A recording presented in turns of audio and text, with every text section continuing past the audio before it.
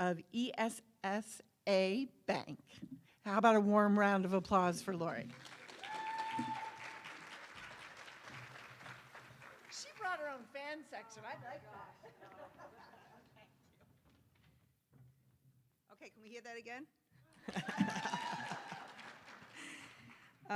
Yes, good morning, everyone. As she stated, I'm Lori Ruiz from ESSA Bank and Trust. I'm a regional branch administrator. Just a little bit about ESSA. We are nearly a $2 billion community bank, and we are headquartered in Monroe County. We serve all of Eastern Pennsylvania. We have 22 branches, in four distinct regions, which include Monroe County, Lehigh Valley, Luzerne and Lackawanna counties, and the suburbs of Philadelphia. ESSA provides a full suite of personal and business banking solutions. We've been told that our friendly, personalized approach to banking is what makes us stand out. A lot of our employees as well have been employees for many years. We have long-lasting employees. Just the group I came with today, if you combine our experience, we have over 100 years of experience. So that speaks volumes. It's a great place to work, and again, we love serving our customers. So enough about us. I'm here today to introduce our speaker this morning, Susan Unvarsky. She's the Vice President of U.S. Customer Service Operations at Prudential. Sue oversees back office operations for Prudential in the entire U.S. customer base. Her team consists of more than 700 associates located both domestically and internationally, and is responsible for the administration of millions of life insurance, retirement, and annuities products, solutions, and outcomes for customers. Sue also is responsible for transforming the service models for the future, which help Prudential's customers achieve their financial wellness. With Prudential for more than 30 years, Sue has held a variety of executive positions, including Chief Operating Officer of Prudential's retirement business. Ms. Anvarski currently sits on the board of trustees for Luzerne County Community College and King's College, as well as the Advisory Council for King's College. You can read more about Sue in the Empower app. All attendees, both in person and virtual, may submit questions via the app. You are using a web-based platform. Go to the agenda, then into the session, and on the right-hand side, you will see a blue button, Ask a Question and Submit. In the mobile platform from the home page, there is a session Q&A box mid-screen you can go into and select the session and submit your questions there. In-person guests will also have the opportunity to ask Sue questions as well. Now please join me in welcoming Sue Unvarsky.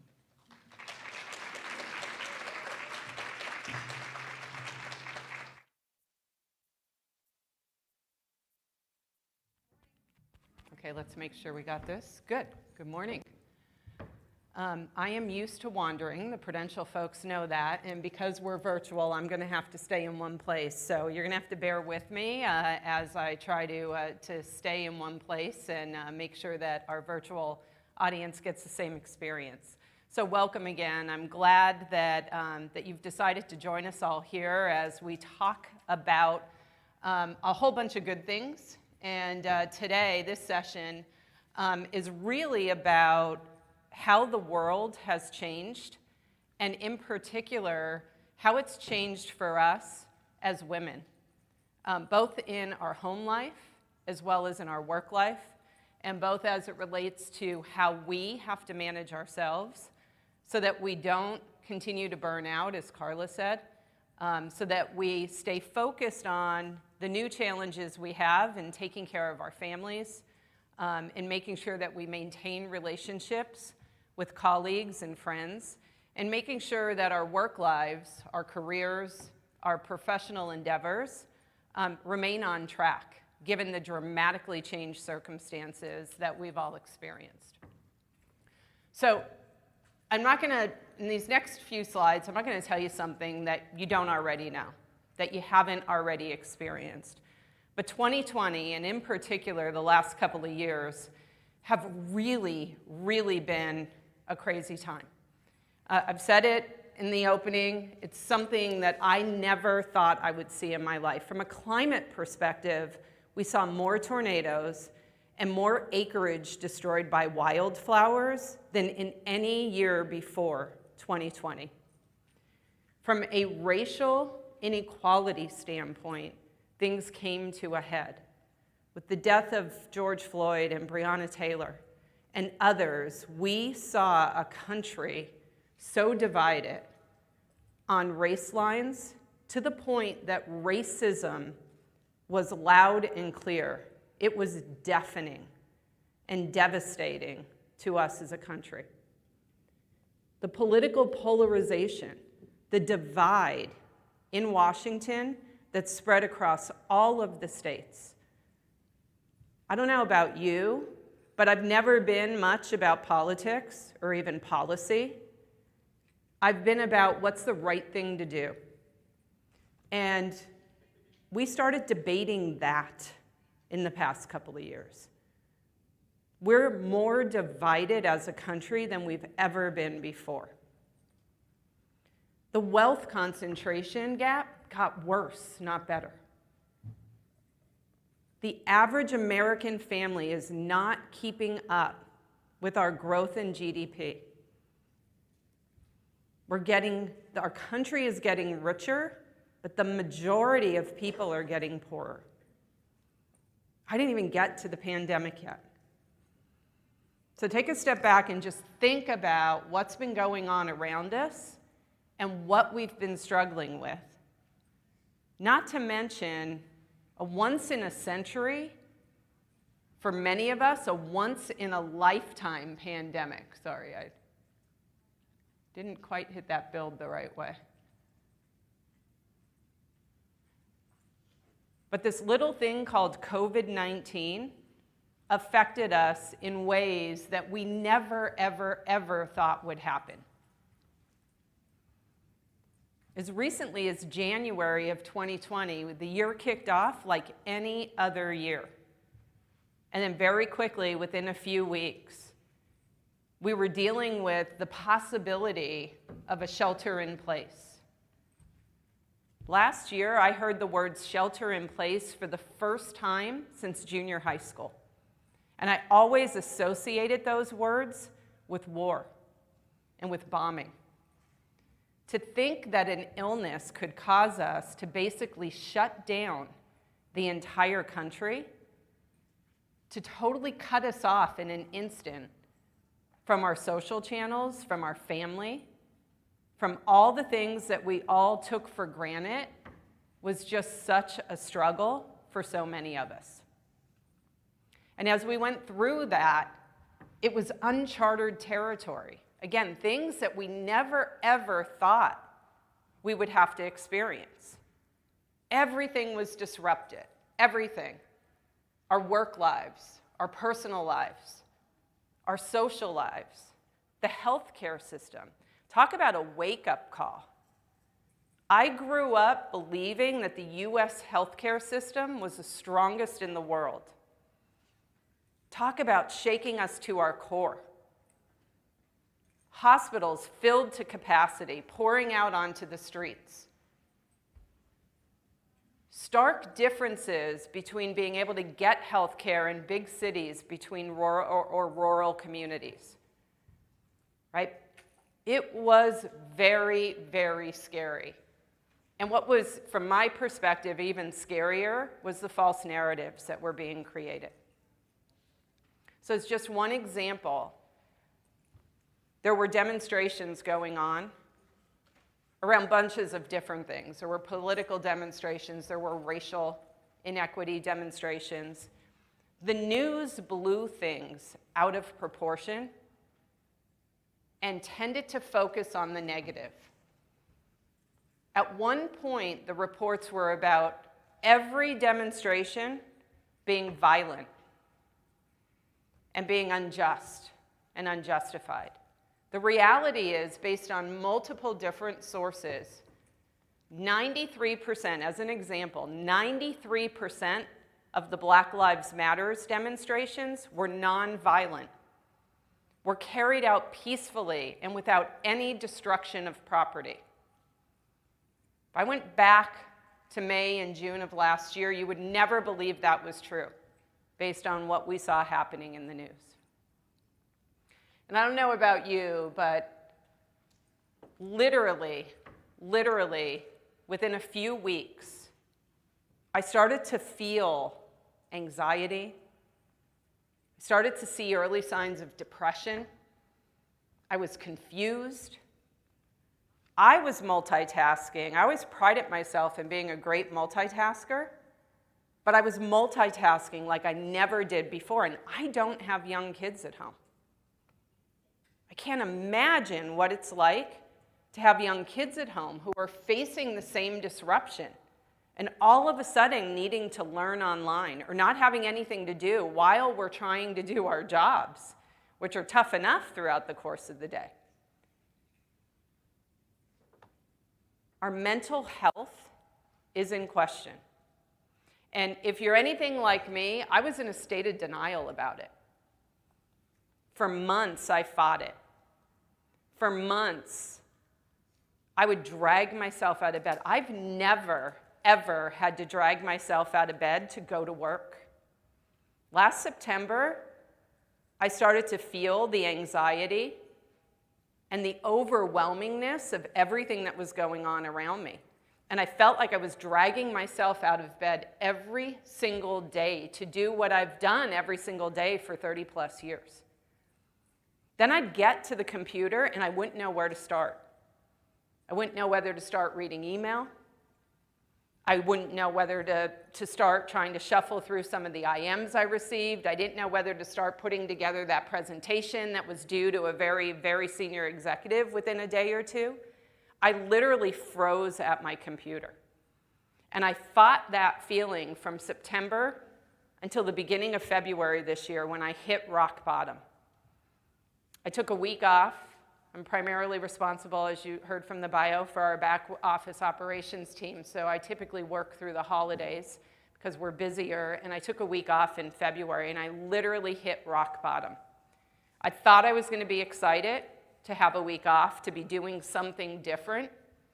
And instead, I still felt that anxiety, and it actually got a little bit worse. So I mentor a lot of women. I'm lucky enough to have dozens of women that I have formal mentoring relationships with. And one of the things I've always recognized is when I couldn't help someone and when I needed to refer them to a professional, and I couldn't believe it, but I was at that point. Talking to my colleagues, talking to my family, talking to my friends just wasn't working for me. They didn't all completely understand what I was going through because I didn't understand what I was going through. And I reached out to a professional. I was diagnosed with a form of depression. You could have knocked me over with a feather because I never, ever thought I would be one of those individuals that would be diagnosed with depression. And not that that's a bad thing by any means, but it just didn't occur to me that it would happen to me. And I was told I had adjustment reaction. And what I was told is that in most cases, prior to the pandemic, adjustment reaction was diagnosed in people who experienced a very sudden, very traumatic event, like the loss of a spouse, an unexpected loss of a spouse, when all of a sudden your life changes. Like a severe car accident where you're maimed and you're mangled and all of a sudden you're physically disabled for the rest of your life. Those are typically the types of situations that cause this diagnosis. But what my psychiatrist was telling me is that they're seeing more and more of it in the pandemic. And I'm a social human being. There was nothing better, if I did nothing else than see my colleagues today that I haven't seen in 15 months and give each and every one of them a long hug, my day's complete. I'm done. I enjoy being with people. I get my energy from people. And overnight, it was taken away from me. Overnight, I was forced to see people on a screen. Prudential has not gone back to work yet, except for our essential employees. We haven't seen each other in 15 months. I had no idea how devastating that was to me and how it was impacting what I was doing. So if nothing else today, I'm going to ask you to think about whether you're sitting in denial as well, and whether you need to do something different. The next couple of slides, what I always like to do is talk about some actionable stuff.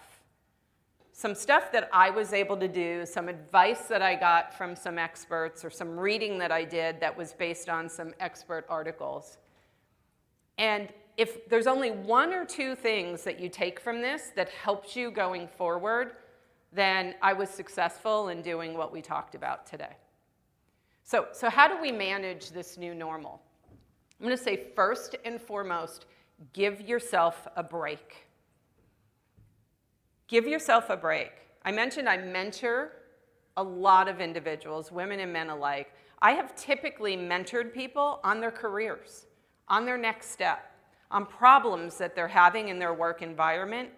9 out of 10 of those conversations over the past year have been about their anxiety, their sense of being overwhelmed, their not knowing how to move forward. It is impacting us very, very broadly. So pause, stop, and give yourself a break. Recognize that you can't keep doing, at least I wasn't able, to keep doing things the way I always did them for 30 plus years and still be successful. Times have changed, things are different, especially as women. We talked about society and the way society puts undue burden on women, right or wrong. I had a conversation with one of my mentees the other day who is near breakdown because she has a very responsible job and she has a primary responsibility for her children. And she loves her husband very, very much. But one day, one Friday afternoon, she got a call that her daughter had broken her leg at an after-school soccer practice. And she had to leave her younger daughter at home because she got the call that they were being transported to the hospital in an ambulance. She called her husband, who was finishing up his shift at work. And to protect the innocent, I will tell you that this was not a life-saving job that her husband was in. She was on her way to the hospital, devastated because they told her they're fairly certain the leg is broken. And she said, I need you to get home to take care of the younger daughter. And her husband's response was, can't you call your mother? Shocking, right? Absolutely shocking. Now add the stress of a pandemic where you can only have one person there, and you're not even sure they're going to let you in the room with the doctor. The child is in the ambulance by herself, and that was the type of response that she received from her husband. Right? Again, he's a great guy, I know him. That is the society pressure on what we should be doing as women versus what men should be doing.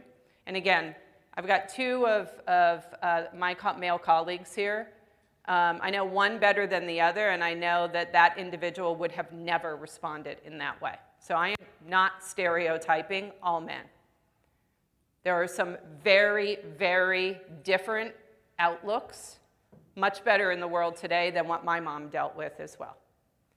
But give yourself a break. So take a breather, unpack it, right?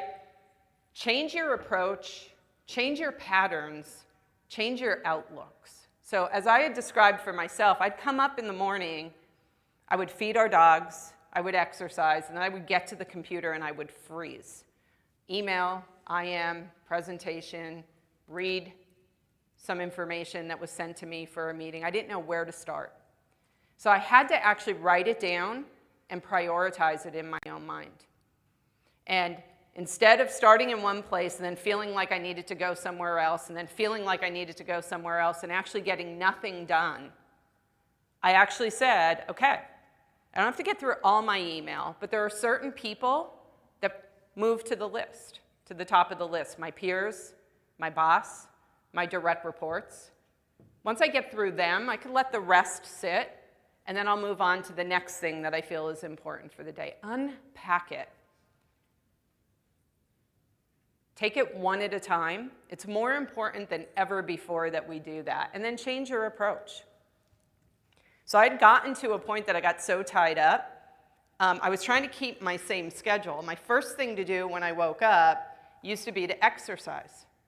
But my exercise was getting in the car and driving to the gym for the 5:30 a.m. class. Well, now I can't go to the gym. I can't now, but I couldn't then. I can't go to the gym. And as I was trying to stay with my same pattern, the dogs were hungry and I was home. So I don't have a workout area. I usually do it in the middle of the bedroom or in the middle of the living room, and they were constantly interrupting everything I was doing. I had to change my pattern. Feed the dogs first, make sure their bellies were full and they were ready to lay down and take a nap. Then I exercised. It's as simple as that, and it is amazing what a difference it makes. It's not rocket science, right? It's just think about what's going on and what needs to be changed to adjust to the environment. And then I've already said this, if you need professional help, there is strength in admitting that. You are not weak if you need to seek professional mental help. You are strong because you admitted it, you acknowledged it, and you sought after it. If you feel you need that help, go get it. It worked wonders for me. I had 5 sessions and I was done. And what was great about that is I went into it for the first time expecting that this individual was going to tell me exactly what was wrong and exactly what I needed to do and how I should handle it. And the reality is that's not the way it works.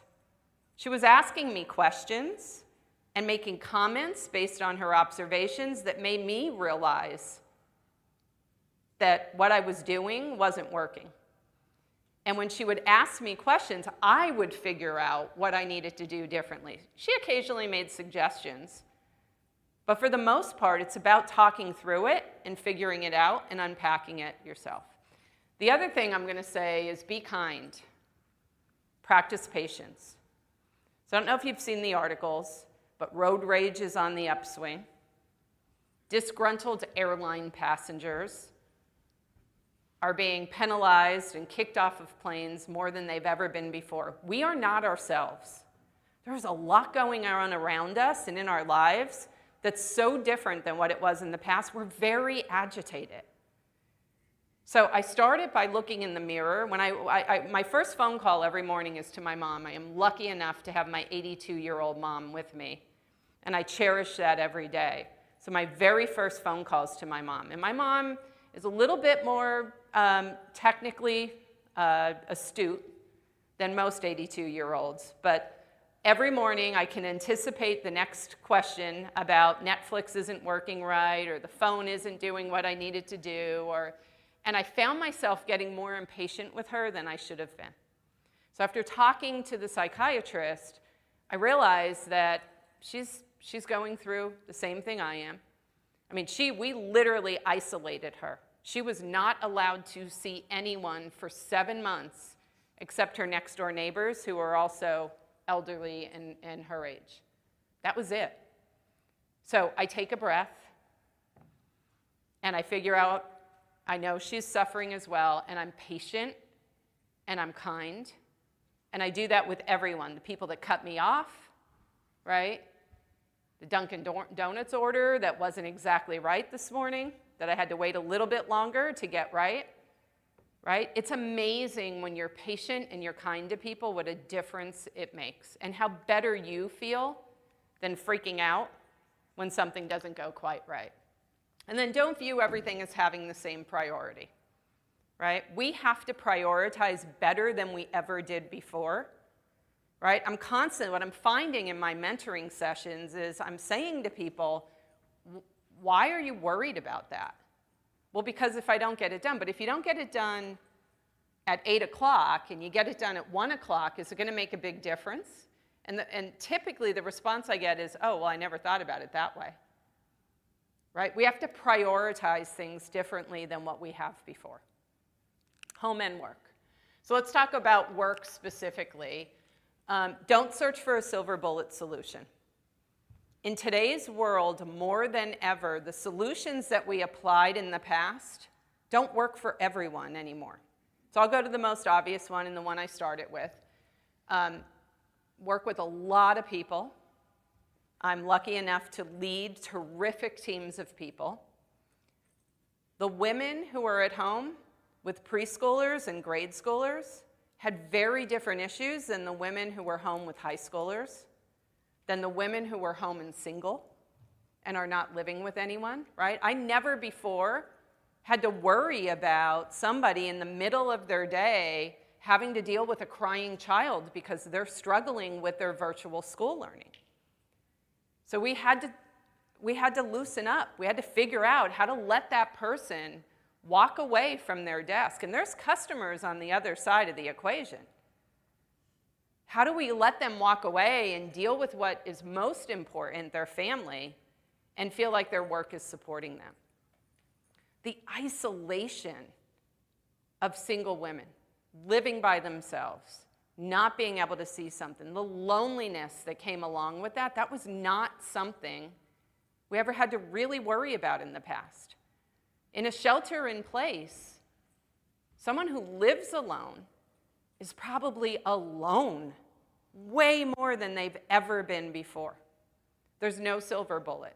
Think about the person's situation. Think about the situation of your family member. Don't broad stroke the solution. Address each one. Build a learning culture. Now, at Prudential years ago, we started saying, get comfortable with ambiguity. You're not going to know all the answers. Make the decision. It's easier to make a decision quickly and then 2 weeks later realize it was the wrong decision and fix it than stall for 2 months and not make a decision at all. There is more ambiguity in our world than there's ever been before. We don't know what July is going to bring. We don't know what October is going to bring, right? We're hopeful, but when you think about 2020, that Avatar video you saw was real, right? We really, when Mari called me in February and said we're postponing April till June, we had no doubt in our mind we were going to be able to do this in June. When we got sent home, I hugged Lysandra goodbye and I said, they're saying it's going to be 2 weeks. I think it's going to be 4. Here we are, 15 months later, right? So it may not, and hopefully it won't be that much of an unknown going forward, but our worlds have changed, and there's a lot that we don't know. So loosen the rules, build a culture where people are learning and getting comfortable with not having absolutes. Use data with purpose. We have done more surveys of our employees over the last 15 months than we ever did before. It's a big joke now as to when the next survey is coming out and how many questions are going to be on that. But the bottom line is keep asking people questions, take that data in, and do something with it. Create coalitions, right? We have groups that are less obvious than your normal groups that can lean on each other and talk to each other. We have virtual happy hours, in part thanks to my colleague Lauren Jensen, who is promoting it on a regular basis. And we're talking about experiences and learning from each other and sharing with each other, and we're grabbing from those experiences and applying them to our world and our situation. So lastly, we have one option. It is to adapt. The human race has existed longer on planet Earth than any other creature, plant life, any other living thing. And it's for one reason. It's because we learned how to adapt. We learned how to adapt to extreme weather. We learned how to build tools and farm ourselves. We adapt it to multiple different things, and we're going to have to keep adapting. It's not easy while you're doing it, but if you don't do it, it's disastrous. So some ideas on how to better adapt. Focus on the positive and on moving forward. We need to stop focusing on the negative, and we need to stop looking back and referring to what happened in the past. See resistance and negativity as the enemy. If you feel yourself resisting, in most cases, not in all cases, but in most cases, that is probably a bad thing. Get comfortable with ambiguity. I won't drill down on that one anymore. Here's one that I do all the time, and it really makes my day.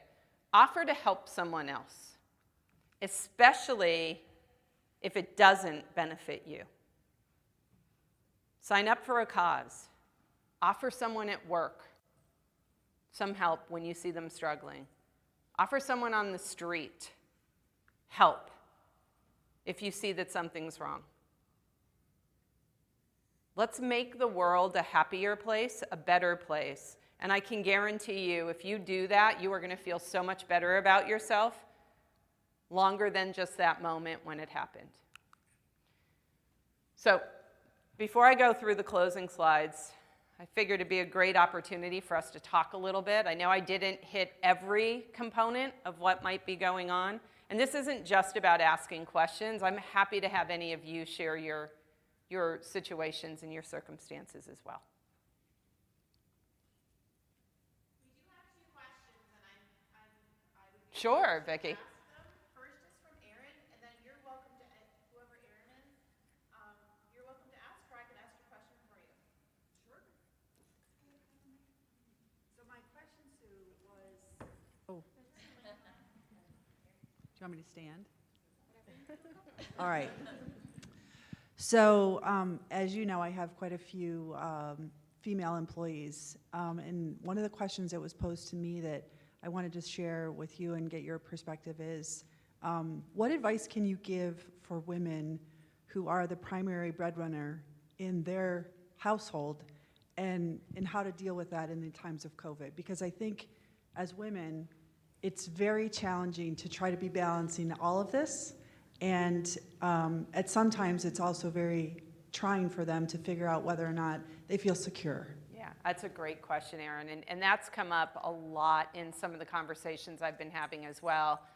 Part of it is the industry that we work in. I'm sure Prudential is a phenomenal company. And many of us as women are the primary breadwinners. That puts added stress on us when things like this happen, when we are anxious, when we're not feeling good about what's happening in our work lives or in our personal lives. I would honestly, Erin, go back to that original slide. Give yourself a break, right? If you're not taking care of yourself first and foremost, you're not going to be able to do anything else. It ties right back to what Carla was saying this morning, just in a very different way. I would say take a step back, give yourself a break, acknowledge that what you're doing is probably not going to work the same way it has in the past, and figure out how to do things differently. Hopefully that helps. Vicki. Thank you so much. Thank you. Lisa, and again, Lisa. So my question was just about how you would recommend we rethink or reframe our thinking in realizing that everybody has a different work-life balance and what we need to do, and maintaining good employee morale and the view of fairness for everyone. I think that's a great question as well. So on the black and white side of the issue, work-life balance is about, for me, about being able to tend to the things that are most important first, and being flexible enough to deal with that when it comes up. It was a different world when we were all driving into work, and we were there between 8 and 4, or 8 and 6, or 8 and 8, whatever it is. It was different because it was assumed that you were away from home, or it was assumed that you wouldn't be home until a certain time. What we've been doing is just giving people flexibility to do the things that they used to do at the beginning of the day, or at the end of the day, or on the weekend throughout the course of the day, so that they didn't feel so overwhelmed when it was right in their face. To me, that's the black and the white of it.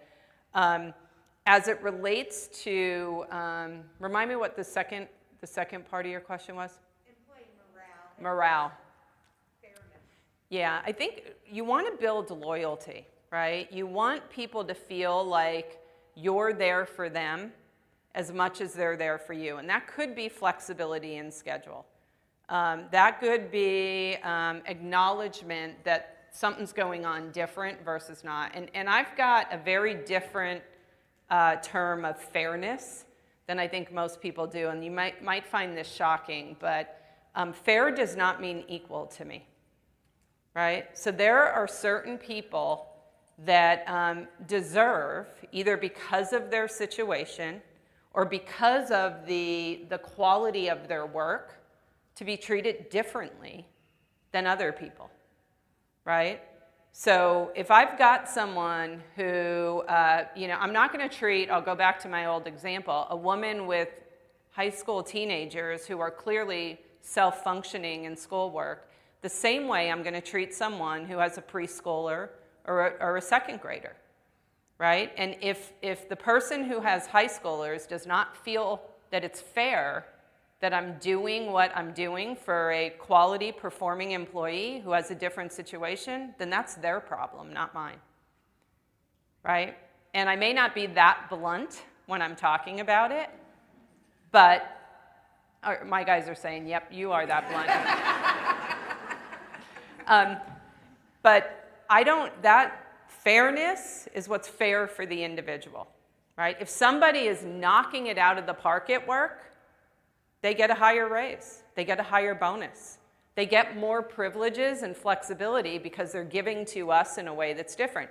If somebody's not keeping up and doesn't really care that they're keeping up, I mean, we care about people who are struggling and who really want to do a good job, that's different. But if we've got someone, and unfortunately we still have some of those people, who just want to do what they have to get by, I am going to treat that person differently than the person that's killing it. And if they think that's unfair, so be it. Does that help? Okay, thank you. We good, Vicki? We have more time. I have no more questions. Nicole? So I would just want to share that I work for Sue, so I'm very blessed, and wanted to just share you don't have to do it all. So something for me when we first went into lockdown, so I have a 3-year-old, a 7-year-old, and an 8-year-old. So when we went first into lockdown, that was a year ago, so just imagine. And, I didn't have the option of school care, daycare, and my parents weren't visiting because of being in lockdown.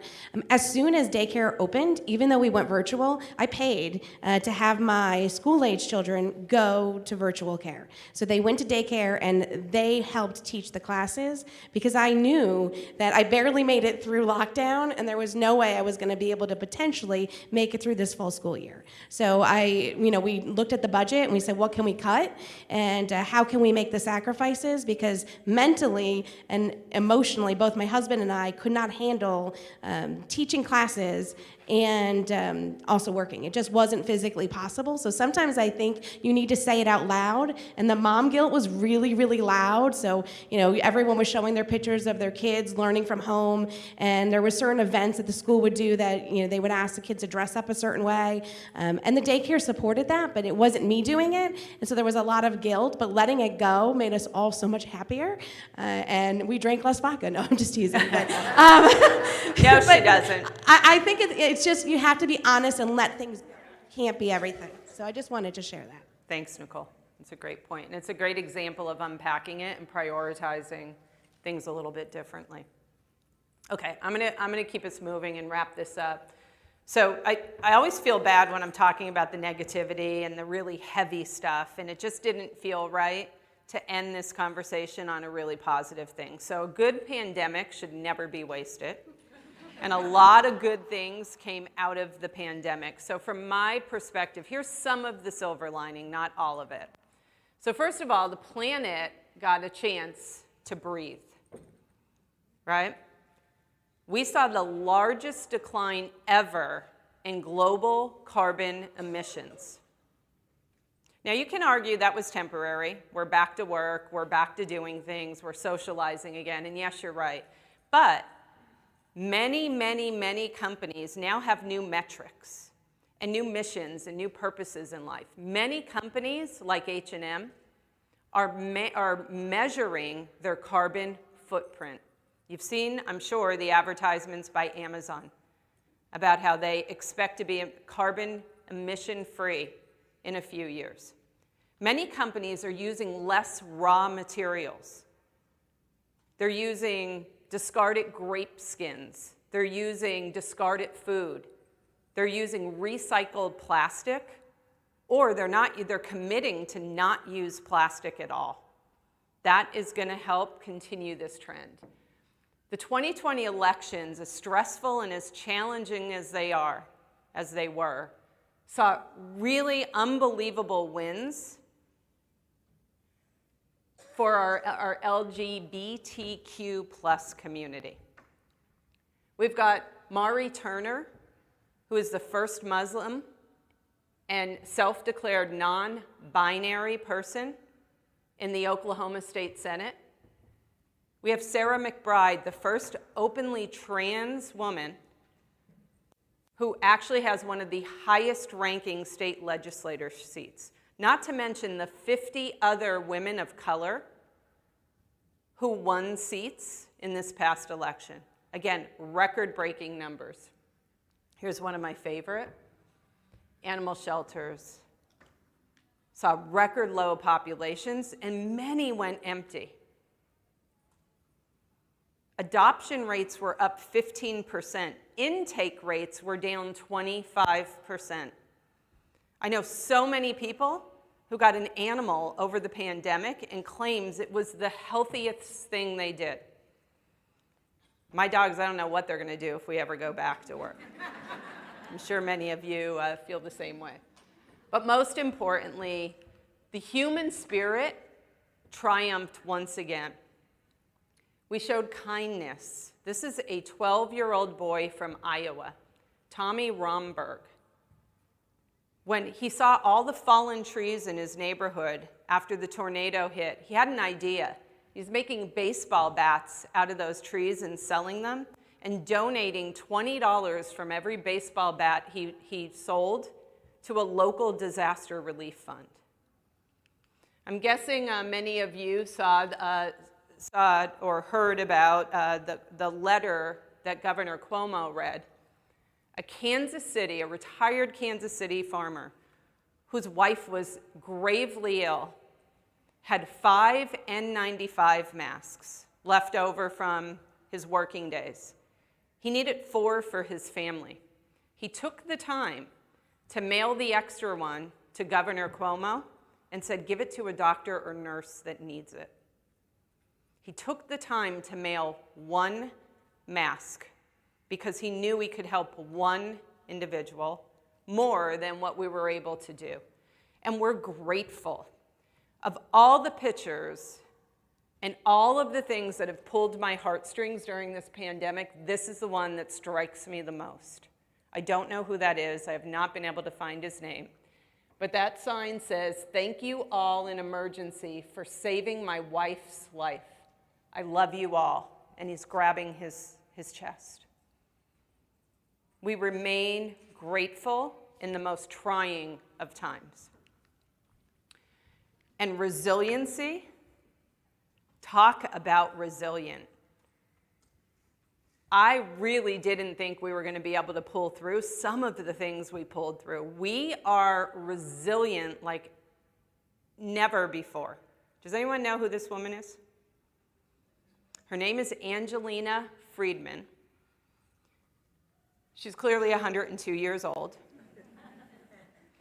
But here's what I'm going to tell you. Her life started on a ship that was coming from Italy to New York City in 1918 at the height of the Spanish flu, of that pandemic. She was born on the ship. Her mother died in childbirth. Her 2 older sisters, who were not old at all, managed to keep her alive until they got to shore, and then after they got on shore until days later when their father was able to join them. She survived that. She married. She had 7 children, outlived all of her children. She has been through sepsis, through internal bleeding. She had cancer, and she caught COVID twice. Once last March and once last November. And she is still alive today. That was the best story I could find about human resilience. Now, our stories may not be that dramatic. Some of them may be. But we keep going. Somehow we figure out how to keep going because we are changing for the better. It's not all bad. Some of the bad that we've seen in the last 15 months is making us better.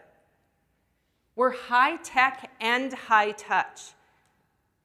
We developed a vaccine in record time. We figured out how to keep people alive that were on the brink of death, and we had nurses and doctors calling family members on cell phones because they cared. Because they cared, they were high touch, and we need to keep combining those two components. We're managing both local and global interests. During the Spanish flu pandemic, there was little more we could do to help each other if we lived right across the field from each other. There was little more we can do but a few miles away. Today, we are helping people halfway around the world and almost in an instant. We're managing those local and global interests, and we're reaching across the divides that have traditionally divided us. And if there's nothing else that I feel more strongly about, it's we are creating unity while we're celebrating our diversity. All lives matter. Doesn't matter what we look like, what color our skin is, doesn't matter what we do for a living, what house we worship in. All lives matter. Let's make sure that we continue to operate in that way. Have the courage to stand up when you see someone not acting in that way. Lastly, we've got to stop fighting each other. We've got to start working together so that we can make our world a better place. Please join me and sign up to do at least that, if nothing else. Thank you, everyone. Have a great rest of the day.